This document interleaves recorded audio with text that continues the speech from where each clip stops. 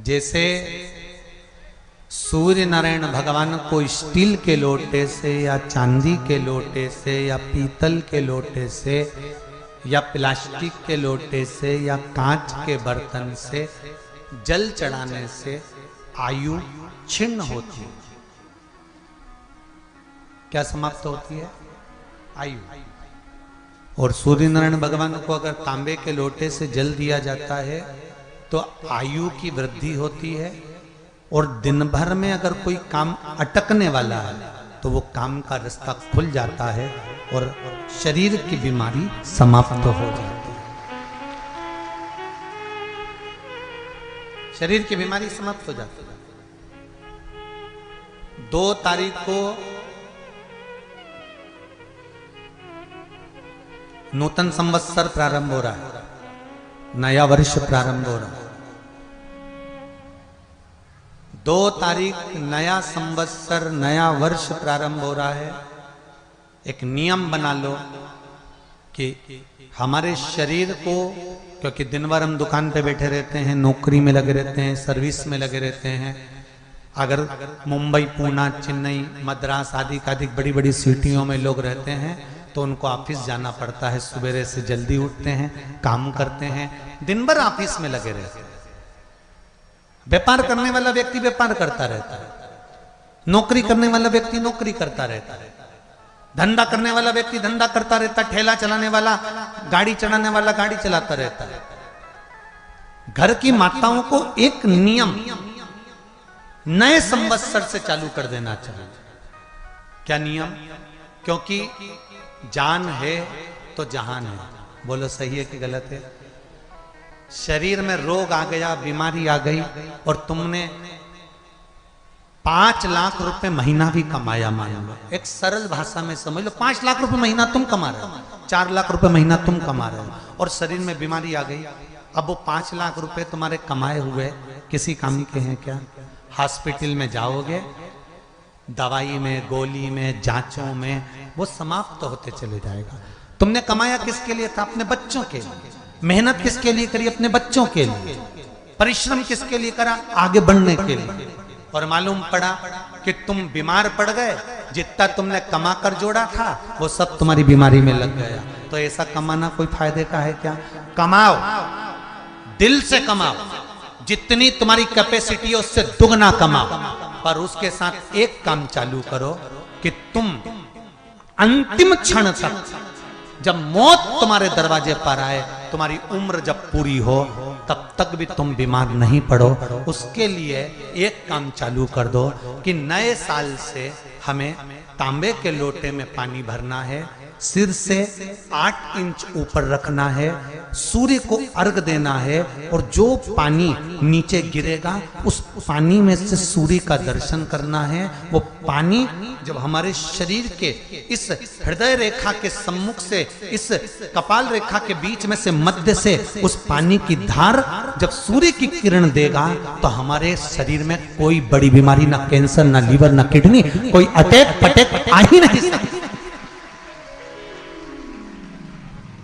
मेरा बच्चों से भी निवेदन है कि आप अपने पापा से कहो, आप अपनी मम्मी से कहो, और बड़ों से निवेदन है वो अपने बच्चों से कहो। बुजुर्ग माताओं से निवेदन है, अगर आप अपने बच्चों को सुखी देखना चाहती हो, बीमारी में पैसा नहीं लगाना चाहती, आप अपने बच्चों को अंत समय अपनी आंखों से उसको तड़पता हुआ नहीं मरना देखना चाहती, तो सूर्य को अर्घ देना चालू कर दो। क्योंकि सूर्य की किरण जल के साथ जब इस शरीर पर पड़ती है तो शरीर में कोई बीमारी टिक ही नहीं सकती। ये श्रीमद् शिव महापुराण की कथा कह रहे हैं। ये ज्योतिष शास्त्र कहता है, रंग शास्त्र कहता है। हमारे जितने ज्योतिष शास्त्र हैं, रंग शास्त्र हैं, नग बताते हैं, मोती बताते हैं, नीलम बताते हैं, पन्ना बताते हैं, ये सब क्या पहनाते हैं? रंग का क्यों पहनाते हैं? क्योंकि रंग का इफेक्ट इस शरीर पर पड़ता है। कपड़े कौन से कलर के पहन रहा है उसका इफेक्ट इस शरीर पर पड़ता है। उसी तरह 8 इंच ऊपर मस्तिष्क से तुम्हारा हाथ होना चाहिए, तांबे के कलश में जल होना चाहिए, और सूर्य को देखकर उस जल की धार में सूर्य को जल दीजिए। जिंदगी में बीमारी तुमको नहीं घेर सकती, और बीमार हो भी गए हो तो 15-20 दिन करके देखने में कुछ नहीं जाता। बाद में मत करना, श्योर वाला हमारा झूठ बोल रहा होगा, उसमें क्या दिक्कत। क्यों कह रहे हैं, क्यों बोल रहे हैं? उसका एक कारण है, आज के समय में लोग 80 साल और 90 साल के होकर नहीं जा रहे भाई।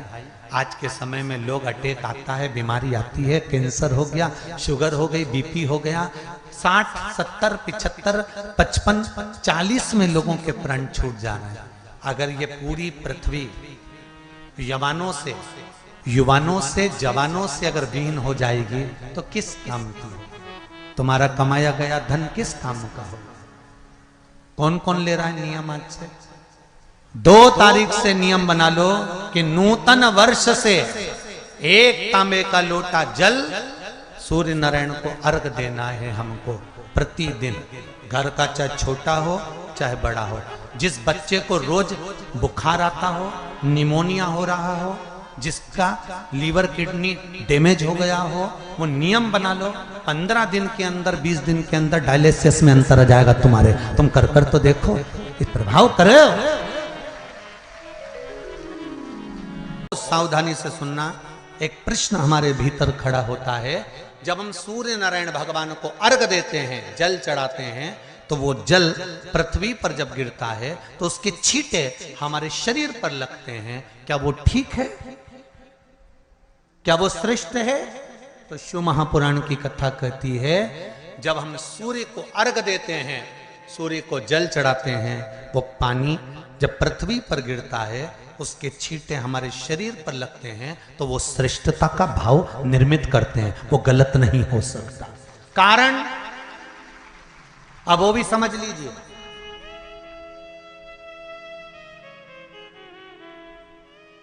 अब सूर्य नारायण भगवान को आप जल चढ़ा रहे हो तो छींटे नहीं लगे, उसके लिए क्या स्टूल पे चढ़ के चढ़ाओगे कि कुर्सी पे चढ़ के चढ़ाओगे? अरे बोलो तो सही।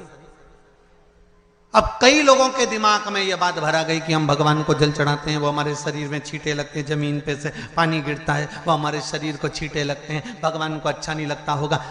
कौन ने कहा? पहले तो उसको पकड़ के ला।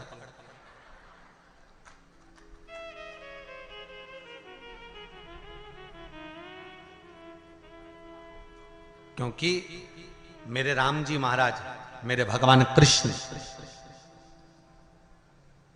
बड़े बड़े संत, साधु, सन्यासी, तपस्वी, साधक, उपासक जितने भी हुए, जिन्होंने सूर्य की आराधना करी, इन्होंने टेबल पे चढ़कर या कुर्सी पे चढ़कर जल नहीं चढ़ाया।